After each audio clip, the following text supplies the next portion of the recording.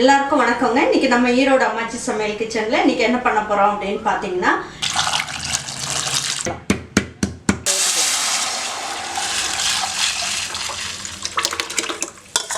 தக்காளி ரசம் எப்படி வைக்கலாம்னு பார்ப்போம் வாங்க. நம்மளோட சேனல்ல சப்ஸ்கிரைப் பண்ணாதவங்க சப்ஸ்கிரைப் பண்ணிக்கோங்க. சமையல் குறிப்புகள்லாம் உடனே உங்களுக்கு வேணும்னு நினைச்சீங்கன்னா பக்கத்துல இருக்க பெல் பட்டனை அழுத்தி வச்சுக்கோங்க. இந்த அளவுக்கு 3 தக்காளி எடுத்துக்கலாம். முழுகிற அளவுக்கு தண்ணி ஊற்றிக்கலாம். இதை வேக வச்சுட்டு உங்ககிட்ட காட்டுறேன். இப்போ இது நல்லா வெந்துருச்சு. இது ஒரு 3 நிமிஷம் தான் வேக வச்சேன். உங்களுக்கு பாருங்கள், இந்த தக்காளியோட தோலெல்லாம் நல்லா வந்துருச்சு. இப்போ நம்ம தோலெல்லாம் இப்படி எடுத்துடலாம். எடுத்துட்டு இந்த தக்காளி மட்டும் நீங்கள் வேக வைக்கிறதுக்கு போட்டுக்கலாம். இது அப்படியே உரிச்சிங்கன்னா அழகாக வந்துடும்.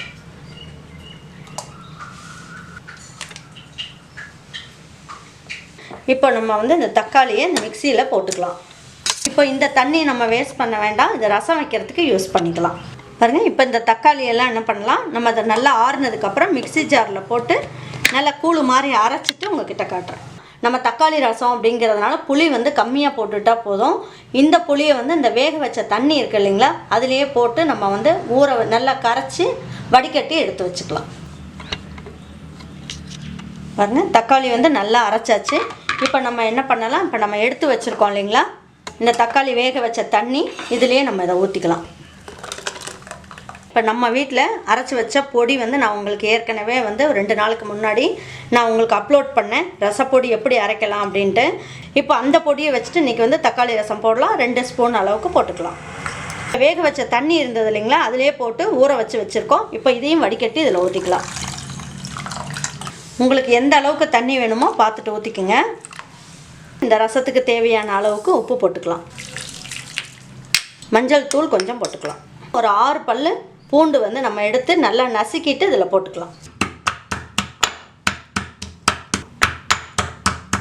நம்ம இந்த பூண்டு தட்டுறோம் இல்லைங்களா, அதுலேயே நம்ம என்ன பண்ணலாம், கொஞ்சமாக கொத்தமல்லி இலை, கொஞ்சமாக கருவேப்பிலை எல்லாமே போட்டு நல்லா தட்டிக்கலாம். இதில் ஒரே ஒரு பச்சை மிளகாயும் போட்டுக்கோங்க. சும்மா லேசாக இப்படி ஒன்றும் பாதியமாக இந்த மாதிரி தட்டி விட்டுக்கலாம். இந்த மாதிரி இருந்தால் போதும் உங்களுக்கு. இப்போ தக்காளி ரசம்ன்றது இந்த மாதிரி வச்சோம்னா நல்ல டேஸ்ட் கிடைக்கும். இப்போ நம்ம என்ன பண்ணலாம், இதை இதில் போட்டுடலாம். இப்போ நல்லா கரைச்சி விட்டுக்கலாம். இதை கொஞ்சம் நீங்கள் வாயில் ஊற்றி பார்த்தீங்கன்னாவே உங்களுக்கு உங்கள் ரசத்துக்கு உப்பெல்லாம் கரெக்டாக இருக்கா அப்படிங்கிறது தெரிஞ்சிடும். இப்போ இந்த ரசம் எப்படி தாளிக்கலாங்கிறத பார்ப்போம் வாங்க. தக்காளி வெந்த பாத்திரத்துலேயே நம்ம ரசம் வச்சுக்கலாம். 1 ஸ்பூன் அளவுக்கு எண்ணெய் ஊற்றுனீங்கன்னா போதும். 1/4 ஸ்பூன் அளவுக்கு கடுகும் 1 பிஞ்ச் அளவுக்கு வெந்தயம் எடுத்து வச்சுருக்கேன். இப்போ இது 2ம் போட்டு தாளிச்சிக்கலாம்.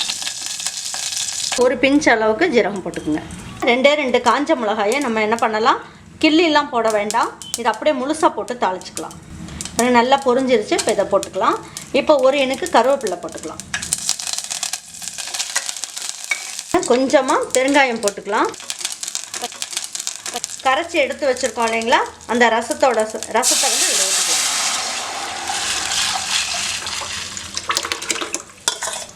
இப்போ எக்ஸ்ட்ரா நம்ம தண்ணி ஊற்றுற மாதிரி இருந்தால் கொஞ்சம் வெதுன்னு தண்ணி இருந்ததுன்னா அதுலேயே நீங்கள் எக்ஸ்ட்ரா ஊற்றுற தண்ணியெல்லாம் ஊற்றிக்கலாம். நீங்கள் பச்சை தண்ணி எதுவுமே நீங்கள் ஆட் பண்ண வேண்டாம்.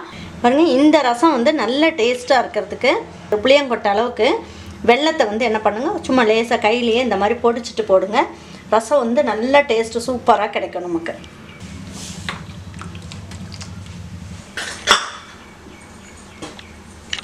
கொஞ்சம் நுர கட்டி 1-2 பபிள்ஸ் வந்ததுன்னா போதும், எடுத்துடலாம். பாருங்கள், அங்கங்கே பபிள்ஸ் வர ஆரம்பிச்சிருச்சு. இப்போ இந்த அளவுக்கு இருந்தாலே போதும், நம்ம ஸ்டவ்வை ஆஃப் பண்ணிடலாம். ரொம்ப நேரம் கொதிக்கக்கூடாது. இந்த மாதிரி அங்கங்கே கொதிக்க ஆரம்பித்தா போதும். சூப்பரான ரசம், தக்காளி ரசம் அருமையாக ரெடி ஆகிடுச்சு. இதில் கொஞ்சமாக மல்லி இலையை தூவி விட்டு நம்ம இதை எடுத்து வச்சு பரிமாறிடலாம்.